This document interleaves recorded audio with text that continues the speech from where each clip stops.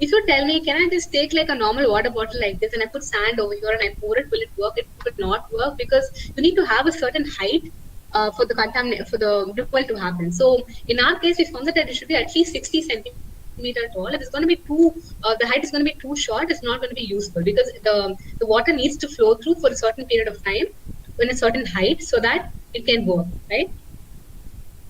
All right. So the biosand filter, the layered approach. So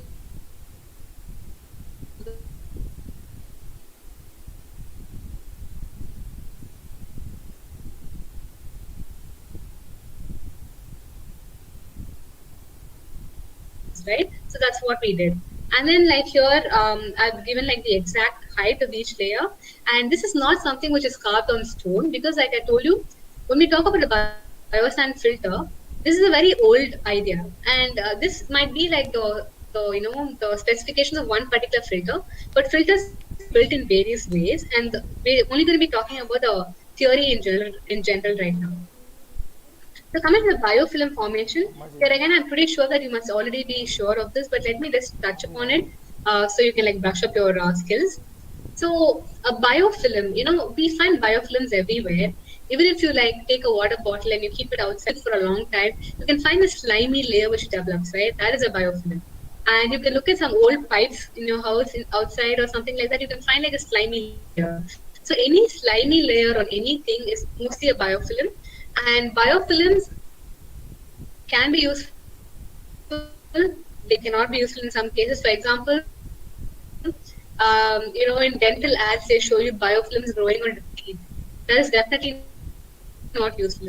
It's going to be useful, right? Or in in a SPR. So these kind of biofilms are useful. So biofilms are useful in treating water also. So as a engineer, you need to understand that biofilms are not really bad in all cases. They are bad in some cases and they're good in some cases.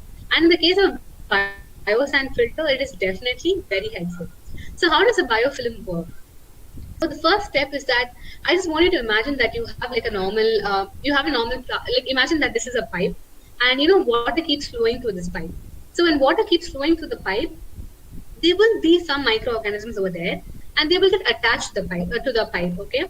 And once they get attached, they will try to get immobilized in the pipe and then they start secreting stuff called extracellular polymer substances, which helps them, which is like a cement for them so they can get attached more firmly. So once they get attached very firmly, they can multiply and they can grow in size and then they form larger colonies. So once that happens, imagine this is my pipe and then we have like a thicker layer of biofilm. Now when the water flows through the biofilm, the microorganisms in the biofilm will start using these contaminants as food sources.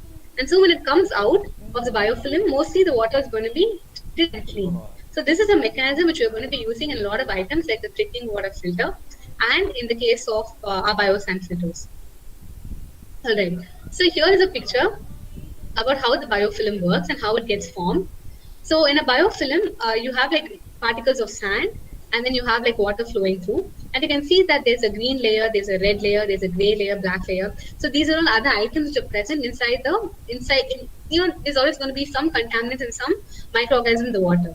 So as the water flows through, you can see that the first layer has become green, which means that the microorganisms have started growing on it. They're trying to form a biofilm. And the next picture, okay, the biofilm has extended to more of a lower layer. And that theory behind a biosand filter. So we have the sand, we allow a biofilm to develop over time. And when the water flows through, the biofilm will do the work for us. It will eat the contaminants for us. So if you ask me, do you still have to boil the water? So now you have a biosand filter, you're pouring the water in, it comes out of the outlet. Can I just drink it? No, you cannot drink it. So why can't you drink it? It's because, a biosand filter, like I told you, it removes a lot of contaminants, it removes even pathogens, but it does not remove every pathogen, right? Because like I told you, you might have studied in biofilms that there's this thing called so biofilm becomes very thick, sometimes it breaks off and it flows out, right, with the effluent. So you have to be aware of that. And so suppose like your water does have some of those colonies is going to be unhealthy for you. So it is very, very important to boil your water. Even after it comes out of a biosand filter, it's very important to boil it for 1 whole minute. So once you do that, so the biofilm itself removes the contaminants and most of the microorganisms. If at all there is anything left, once you boil it for 1 whole minute, is going to be completely safe for you to drink. And I'd already spoken about this previously. If you think that, okay, today I'm constructing my biosand filter, let me use it right away, that's not the right thing to do.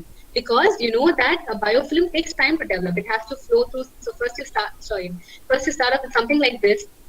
It needs time, and it needs time to get here. So it cannot happen in one day. It normally takes at least a month. And so for 1 month, like once you build your biosand filter, you have to keep pouring water and keeping it wet because it takes at least 1 month for the entire biofilm to develop. And without the biofilm, your filter is going to be not efficient, right? Because you need those microorganisms to do that work for you. So if you build a biosand filter, you need to give it at least 1 month of ripening period. You need to give it time so that the biolayer can grow off, and only then can it be useful and efficient in terms of drinking. So you might also ask me, like, okay, you told us the biosand filter is like not a novel idea. So what's the big deal with what Rice did? So what Rice did is, okay. So another thing you need to understand about research is that a lot of things are not going to be absolutely novel. The thing is like to be better than the previous version of it. So biosand filters have been in use, and I'm showing you like a couple of other designs by a couple of other people. So you can like look at the product on the extreme right. That is the one which we built in Rice, which has like two containers, right? And the ones on the right are like some other previous versions of biosand filters built by other people. Now, all these three biosand filters are focused on removing arsenic. In the first case, you can see, I mean, in the leftmost case, you can see that the iron nails were in the diffusion layer itself. They were right on top, right? And the second one, you can see that the iron nails have been mixed with the sand in the filtration layer. But in our case, what we did is we used the iron layers in several places. In the first tank, we've like put it as one single layer, and in the second one, we've actually mixed it up also with our sand. So we tried doing it in a lot of methods so that the efficiency was better, right? So this was a novelty of Rice's biosand filter because we managed to um, the first novelty was that we had two different containers, and we also like varied the amount of iron and other stuff. So there will be a lot of biosand filters before, there will be many after, but the thing is like how novel can you be and how well is your efficiency going to be, right? So coming to so when I spoke about the biosand filter, I kept talking to you about how the microorganisms grow. But can the microorganisms remove arsenic? No, they cannot. So why do we put the micro? Okay, so why do we have a biofilm? Because the biofilm can remove everything else. It can remove like your suspended solids, dissolved solids, and it can remove like if you have any nitrate or phosphate or any other contaminants in your water, it can remove that, and it can like remove some harmful pathogens as well. So for that, your biofilm and your sand and your gravel are perfectly useful. So why are we all adding iron? Because iron has been found to be useful in removing arsenic. So what happens is that when iron is in water, from zero valent ion, it becomes ferric, and arsenic get attached to ferric and forms like it can form like precipitates, and it can be, I mean, it can just get formed on your iron layer, and so it does not come out with the water. So basically in this tank, whenever you pour water inside, your arsenic will get attached to the iron nails, and it's not going to come out with the effluent. So basically you're safe, right? And once in like a couple of months, like once in 6 months, you can take out your iron nails and nicely rinse them in water, and then you can put them back. So when you rinse it, the arsenic attached to your nails will get removed, or you can replace with fresh iron nails, whatever your choice is. So basically your arsenic is going to be on the iron nails, and it becomes important to dispose these iron nails in a very safe way. You can't just throw it anywhere you like, because these iron nails are going to be contaminated with arsenic, and if you just throw it somewhere, if it's going to rain, it's going to leach into the groundwater. So you need to be careful about that. But basically, you get my point, right? The arsenic is going to be attached to the iron nails, and it's going to be removed in that way. And coming to the removal efficiency again. So we did the testing in the laboratory first, and then we went to the field. So when we talk about the field, it is this particular village, which we collaborated with local villagers, right? So in all cases, it was able to remove virus, bacteria, protozoa, and turbidity, and arsenic definitely, because that was why we constructed this whole filter. And someone had asked me, okay, you're adding iron inside, you're adding iron. So what if the iron also comes out in the water? So to answer that question, like 90 to 95% of the iron was removed. Because you can see in this figure, in the right hand side figure, like our first container has ion, but the second container does not have ion. So if water coming from the first container has ion, the second container will remove it for us. So by the time you get the water out of the second container, it's going to be clean of ion as well. So basically, in this case, our first container was used to treat the arsenic, and the second container was used to like remove, the iron or any other contaminants which may be there. All right, and also there are certain factors which influence the removal efficiency.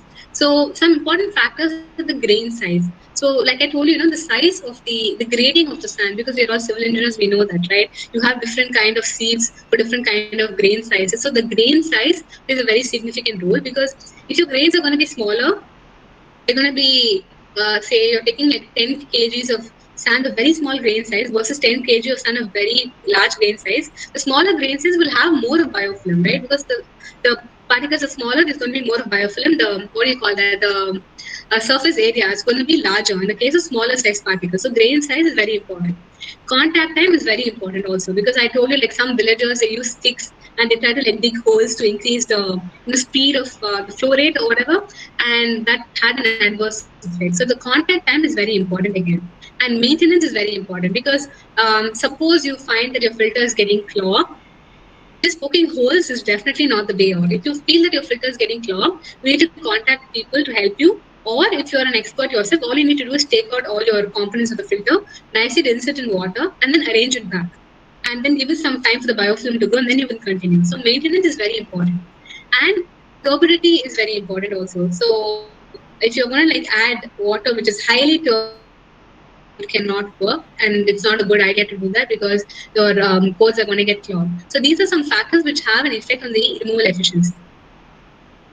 All right. So in the beginning, I told you that when you start off with a project, you need to like think about the problems, the strengths and weaknesses, your action plan, and finally, I said that you need to think about your project expansion.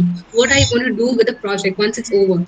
So what we did in our project is that we expanded this project to Cambodia. So we started off in China, and then later we found out that Cambodia also has a similar problem. I have a picture there, and you can see the water quality of the well is pretty bad. And so we tried to expand it to Cambodia, to a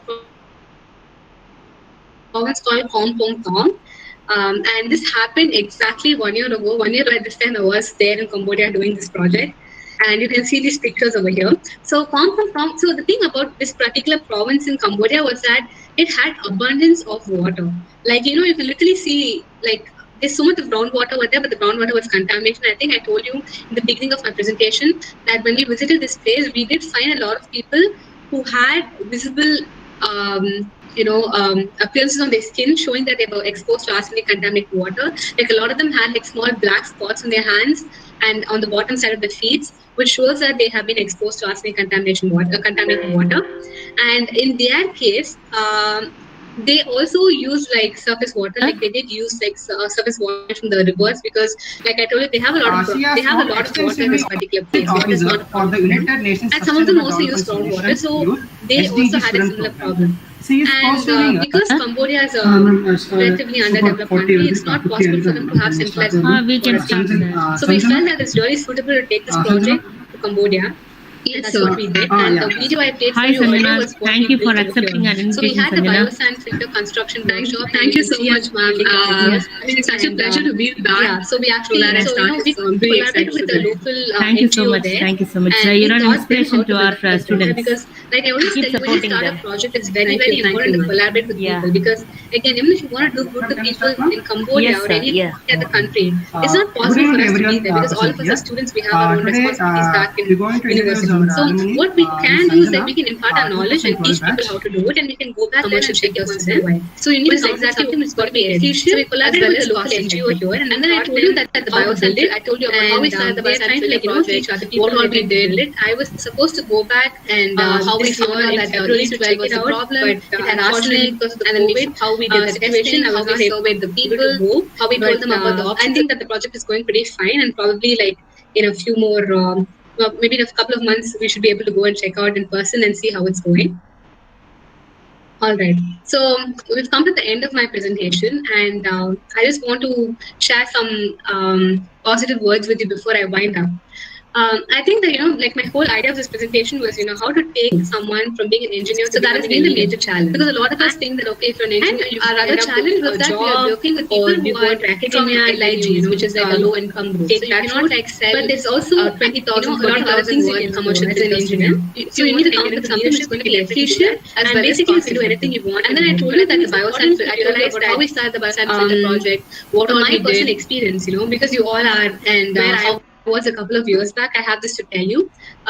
Suppose in 2012, if somebody had asked me, can you like go and work for the UN like you are today, I might not have believed it, because at that point of time, it seems so big and so far-fetched and something which you cannot attain very easily. Yes, sir. But what I've learned from my personal Hi, experience Sanjana. so far Thank is you that for accepting life the is like a invitation, ladder. Sanjana. So right now, if you think of like getting Thank you so much, ma'am. topmost point, it's going to look very It's such a difficult. pleasure to be But back one step at a time, where I and started. I think it's very important to like Thank you so get much. started. Thank you so much. You're an And if you inspiration have to a our vision, just students. trust that vision and Keep start supporting taking them. baby steps. Thank you. So I think that Yeah. my vision was like probably in the final year of undergrad, Yes, sir. because Yeah. I realized that I liked environmental Good evening to engineering, everyone. but I didn't know present what I here. wanted to do with that. But I Today, took that baby step we're going to there with my introduce our CLRI alumni, Miss Sanjana, internship, which I think 2012 took me to batch. my Let me university. introduce And from there, I ourselves. started taking some more baby steps, which brought me here. And I think I'm still in the bottom part of my ladder. I still have a long way to go, but I think it's important to like keep taking steps and keep progressing in the direction which you want to go in. And yeah, so finally, thank you so much for your kind attention. And it's been a pleasure to like do this with you. And just one last thing I'd like to say is like, you need to learn to trust your journey and believe in what you've been doing. And if any of you would like to get in touch with me later on and talk to me, feel free to do so either on Instagram. My Instagram handle is Sanjana.ND, or on LinkedIn. And if you want to like know more about my projects, I think I've spoken a lot about them on my Instagram and LinkedIn. So you can feel free to check it out there, or contact me in person if you have anything. I'll be really happy to help you in any way. So thank you. Thank you, Sanjana. It was a nice presentation. I was really very happy to see you after a long time. Students, if you want anything to ask, if you have any doubt, means you can feel free to ask her. You can ask any technical, non-technical also. You can ask. Yeah, Sanjana, I'm Dr. Selva Kumar. Hi, sir. Hello, so how are you doing? Fine. I just heard your talk and it was good. It was great. Thank you, sir.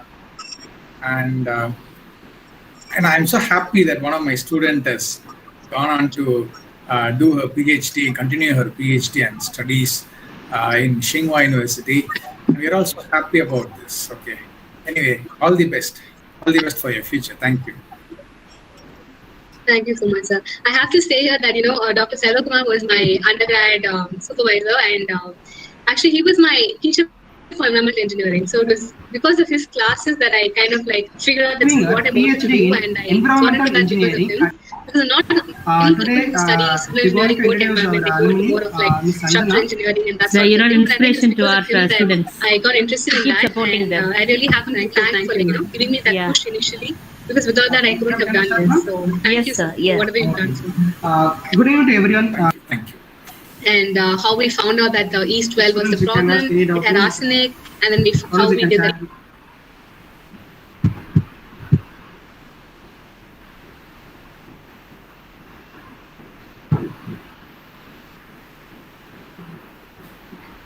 Mohammed, sir? Yeah, thank you, sir. Thank you.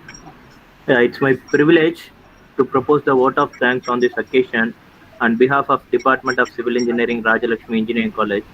I would like to thank our alumnus, Ms. Sanjana Narayanasamy Damodaran, on this occasion for giving a talk on engineering in youth leadership, for sharing your knowledge with our students. Thank you for sparing your valuable time with us, Sanjana. Thank you. Thank you, sir. It's been my pleasure, really. I really have to thank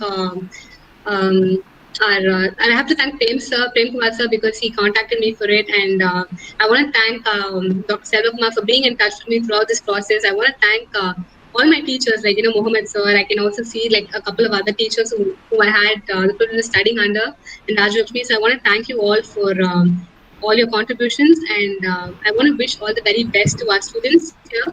And I'll be very happy to keep in touch and to help in any way possible. So all the best to everybody.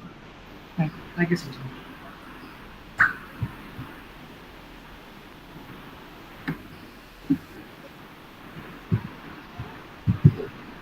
வர